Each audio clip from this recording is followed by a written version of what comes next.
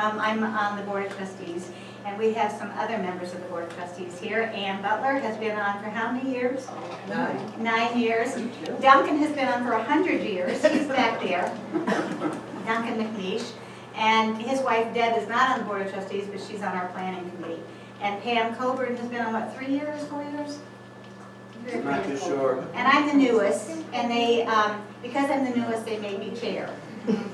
So, which has happened to me in the past. Anyway, the reason that we're giving this presentation is because this is our third presentation on the future of the library. And as you know, our library institution is doing very well, but the building is not. And so we are having these public meetings to talk about our solutions to this issue.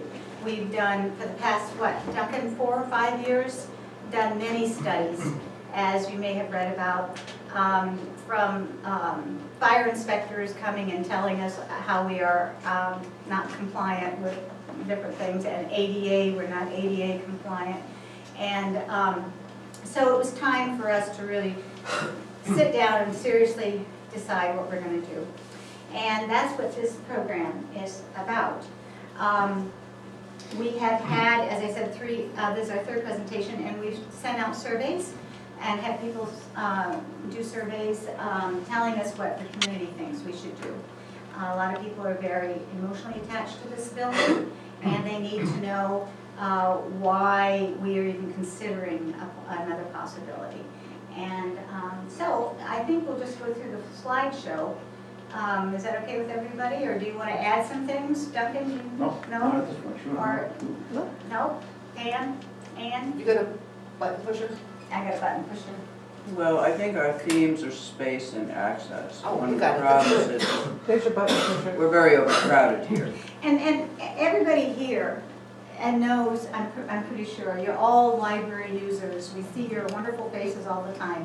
And so you do know of our issues, I'm pretty sure. For the handicap, it's very, very difficult with our 7 different levels. For mothers with small children, they have to come down many flights of stairs to take one child to the bathroom, but they have to bring all the others with them on backpacks and strollers, and it's it's been quite a difficult situation. This isn't the right one. No, I think it's a silver one over here, next to the Yeah. coffee cup. Oh, is it the red one? I don't Silver know. one, I think it's. Making us really consider all different aspects of the future of the library. So this is to show you, we have senior citizens and we have a lot of youth. The other day, we had 25 kids and 17 parents. And it would have been wonderful, it was a beautiful day, it would have been wonderful if she could have taken them all outside. So and this is our vision. We would love to have a one floor library, not only for handicap, but accessibility, but also because we don't need more staff if we have one floor. They can see all around and what's going on. And it's just visually much better for everybody if we have a one floor library. As you know, the parking is a little difficult. And so we really need, what, Duncan, 40 spaces? We're looking 40 to 60. 40 to 60. Tom Ladd did a report for us, and he's a library expert. And that's the minimum that we should have for a town this size, 40 to 60 parking spaces. Often we have 2 people behind each other, and we have to find the person who is behind the other person if the one person wants to get out, and that's difficult. We have a lift. Nobody wants to use it. There has to be a library staff member to help them, to be with them at all times, and they don't like to use it. If we had a one floor or access ADA compliant, they can go around and get their own books and be much more independent. We really want to have a cultural center. We would love to have we have a lot of artists in this town, and it would be lovely to have a place to really display their art and have, as you can see here, this is our art display. And these are the people using computers. And nobody even can see those pieces of art because it's so jammed in there. So that would be a lovely thing to have a place to exhibit people's art and many different kinds of art. Our vision is for a quiet space. This is a very friendly library, but it can be very loud. And if you want to have a place to just go and maybe do some work or relax and read a book, it would be lovely to have individual places where you could sit down and have some quiet time. It would be also wonderful to have places where people can tutor children, or many, many different reasons for having a quiet place. We have wonderful tech people. I don't know if any of you have used them, but they are just terrific. And Chris will train somebody, but there are people all around them. And so, like if I have a really stupid question, I don't want people to hear that about my phone. But if we had something like this on the other side, you could have the circulation desk there, but you could also have a little tech training area. So the librarians don't have to go away. They can just say, somebody wants some help, they can get it there. And then have computers other places where people have some privacy. This is our space in the summer. When it's really, really hot, this is how the kids keep cool in the air conditioning. It would be lovely to have an outdoor space for kids, for everybody, to go out and enjoy the outdoors. We live in a beautiful area, and it would be so lovely to have an outdoor space.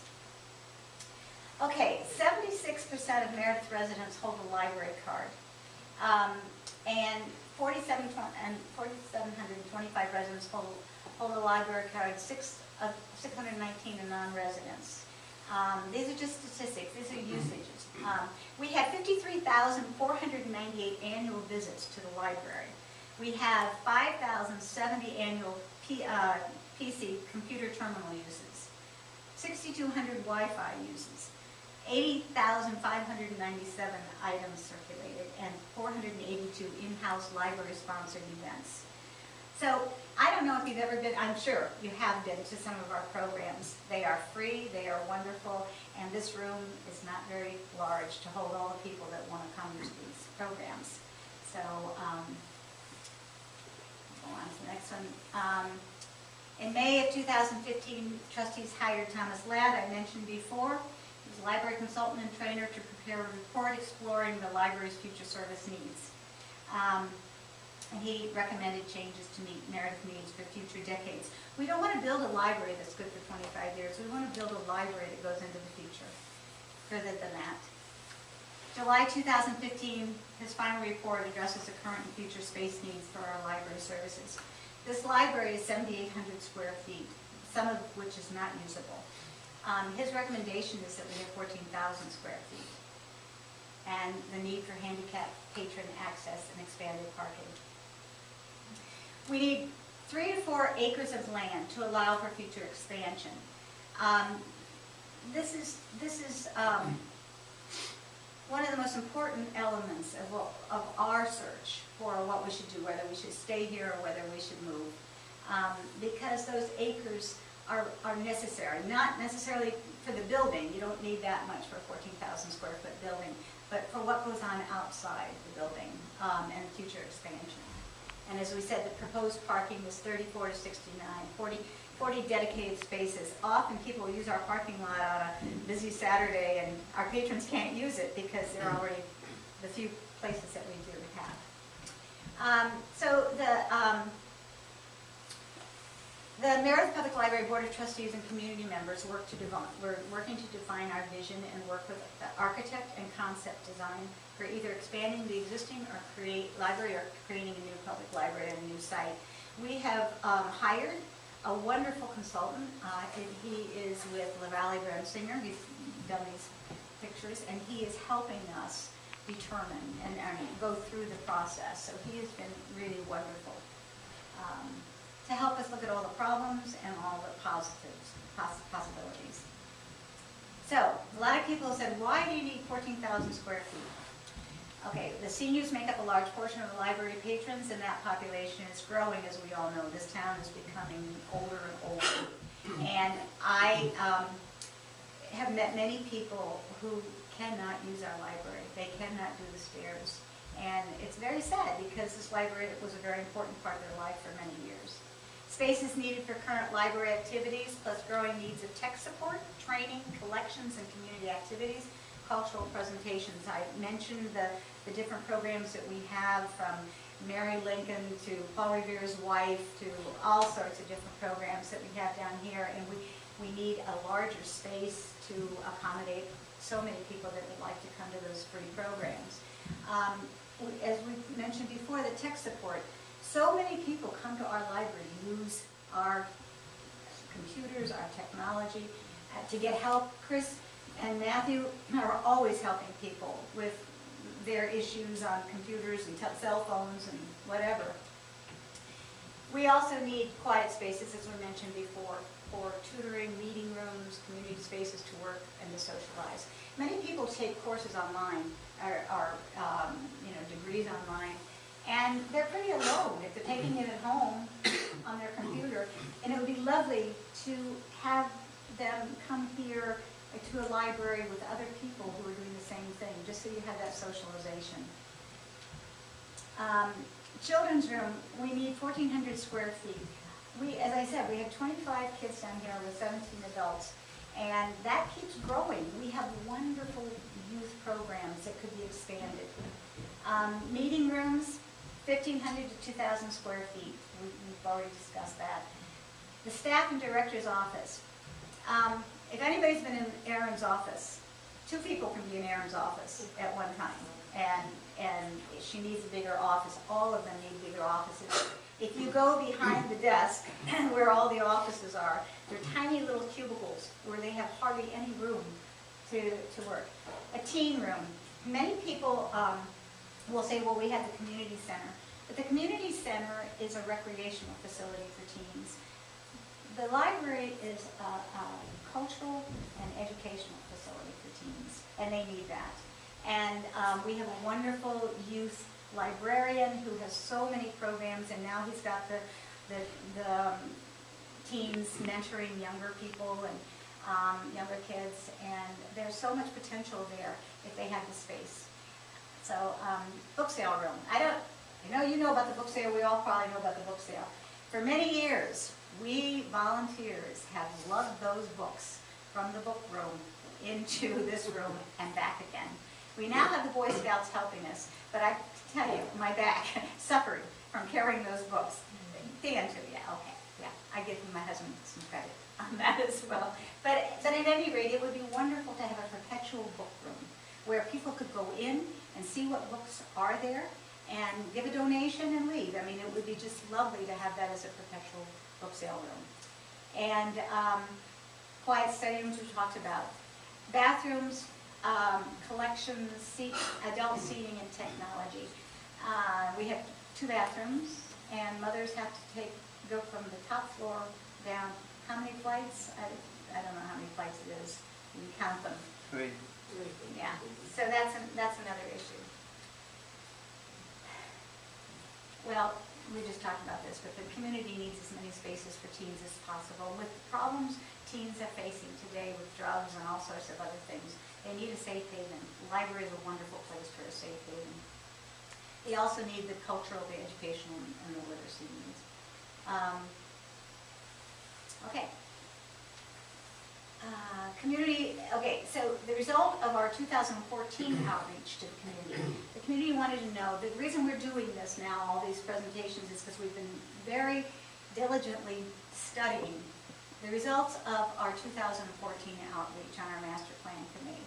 And the community wanted to know what the difference between expanding this library and moving to a new site would be.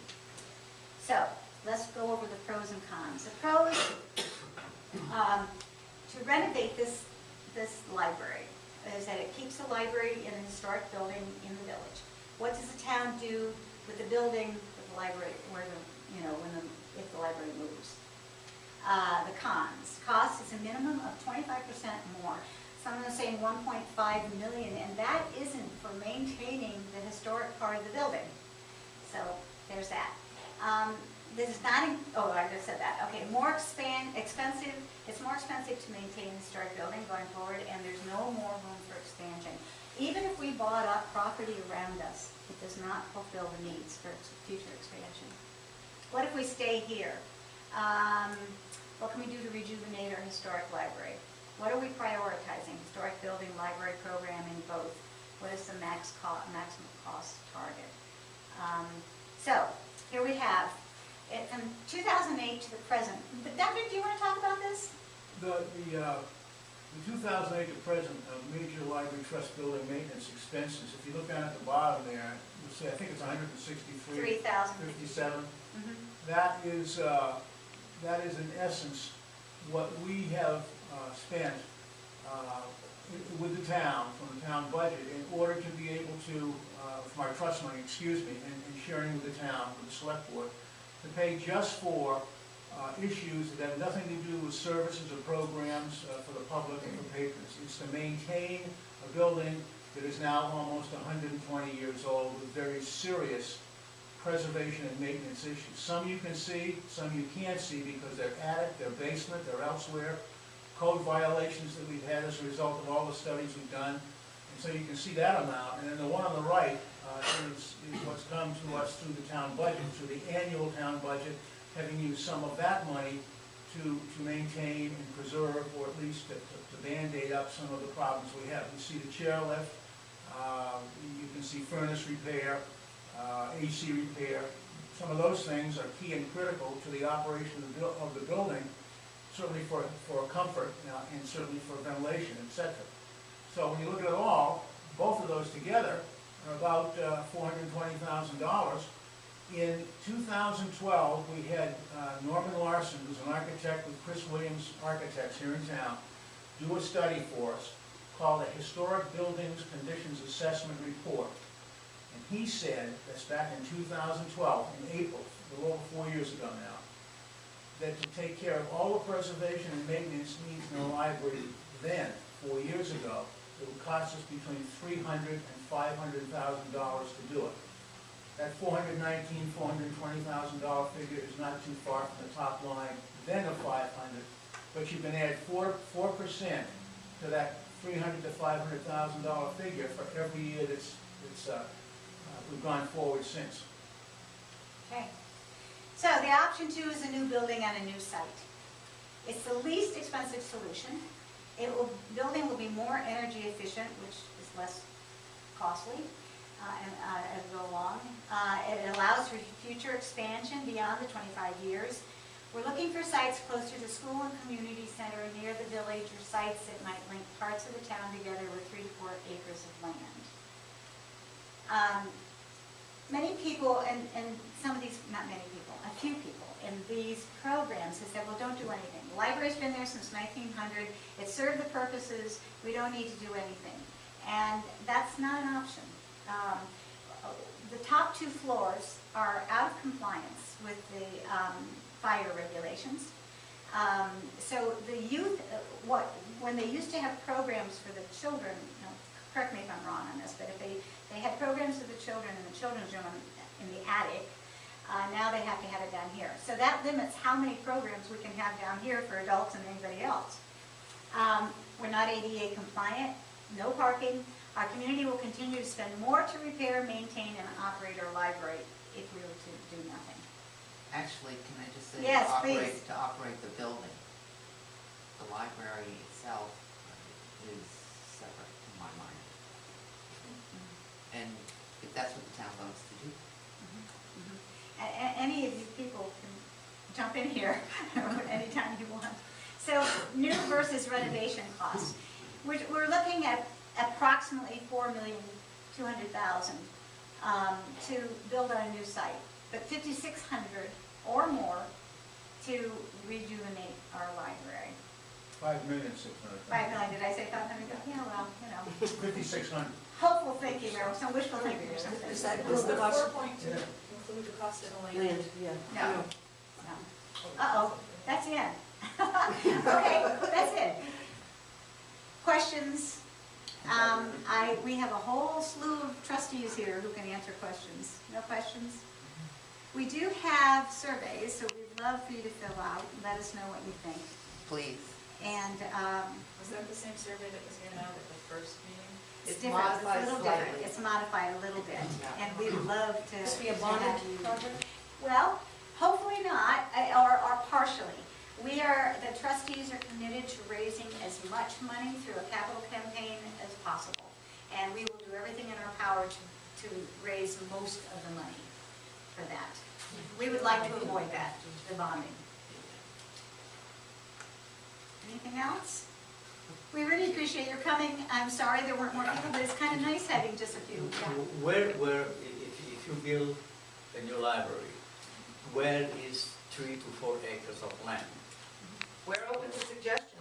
with the people going to go close enough to be a town, you know? Right, and that's a very, very good question.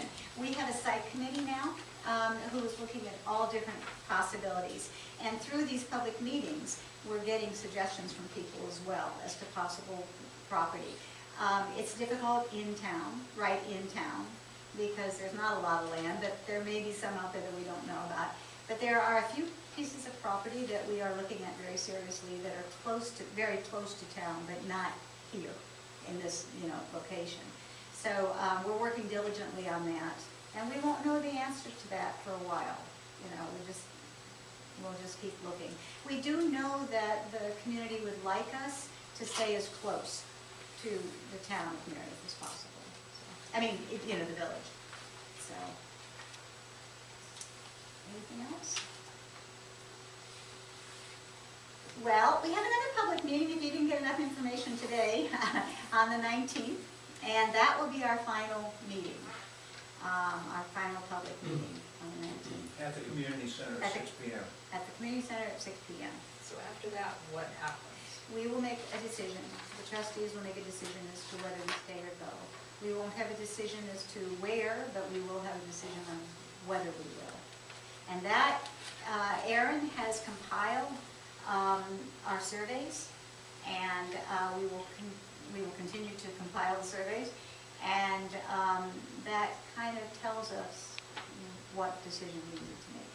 Are you looking at the differences between the stuff on the first meeting and the stuff like on this meeting? I've changed my mind.